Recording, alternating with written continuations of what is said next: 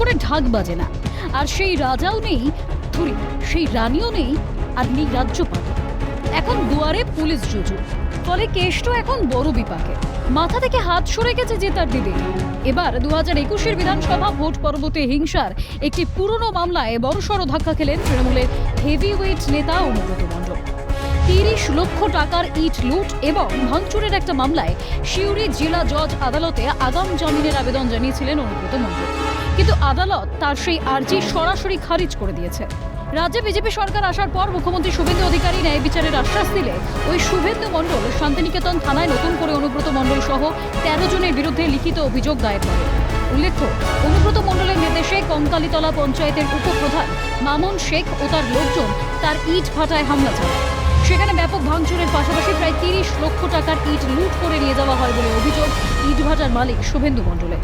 এই মর্মে শান্তিনিকেতন থানায় অভিযোগ দায়ের করে ইটভাটার মালিক। 2021 সালেও এই অভিযোগ দায়ের করেন তিনি, কিন্তু তখন পুলিশ যথারীতি গুরুত্ব দেয়নি। আদালত সূত্রে খবর, শুনানির পর বিচারক অনুব্রতের জামিনের আবেদন নাকচ করে দেন। আদালতের এই রায়ের পর আইনি রক্ষাকবচ হারিয়ে কার্যত ব্যাকফুটে তৃণমূল নেতা। স্বাভাবিকভাবেই রাঙামাটির জেলার অলিন্দে এখন একটাই প্রশ্ন, তবে এবার কি করবেন অনুব্রত? কারণ রাজ্যে এখন আইনের শাসন, শাসকের আইন নয়। Yesterday, one bail petition has been filed by one Anubrata Mondal in the District Session Judge Court for anticipatory bail.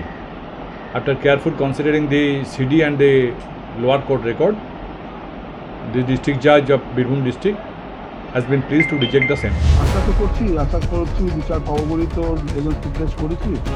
এখন দেখা যাক কি হয়।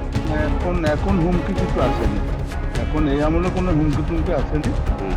তো আগে এসেছিল তখন ওদের আমল ছিল, তখন যা কিছু বলেছে তখন ভয়েও দেখছিলাম, প্রশাসনের কোনো সাহায্য তো পাইনি তখন। এখন প্রশাসনের সাহায্য এখানে পাচ্ছি, দেখা যাক। কারণ ভরসা আছে বলেই তো কেস করেছি। মুখ্যমন্ত্রী যখনই বললেন যে 21-এর সমস্ত পথে যত আছে সব নতুন করে ওপেন করা হবে কেস, এই হিসাবেই কোর্টে আমাদের থানাতে কেস করেছি। ওকে এখন বলতে অ্যারেস্ট করে না, এটা এখন চিন্তা আছে কি করবে। আইন আইনের পথে চলবে, কেউ ছাড় পাবেন না, বললেন বীরভূম বিজেপি সাংগঠনিক জেলা সভাপতি। অনুব্রত মণ্ডল হোক আর যেই হোক, আইন আইনের পথে চলবে।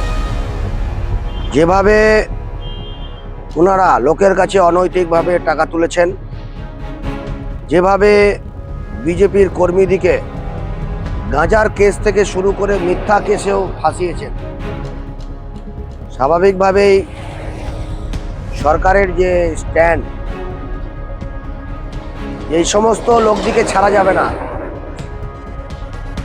আইনের শাসন প্রতিষ্ঠা হয়েছে। যে নেতার অঙ্গুলি হেলনে বা তর্জন গর্জনে একসময় গোটা বীরভূম জেলা থরথর করে কাঁপত, তার এই আকস্মিক আইনি বিপর্যয় জেলার রাজনৈতিক সমীকরণকে ওলটপালট করে দিয়েছে। কেষ্টর গ্রেফতারি কি সময়ের অপেক্ষা? ভোলানাথ চক্রবর্তীর রিপোর্ট, ক্যালকাটা নিউজ।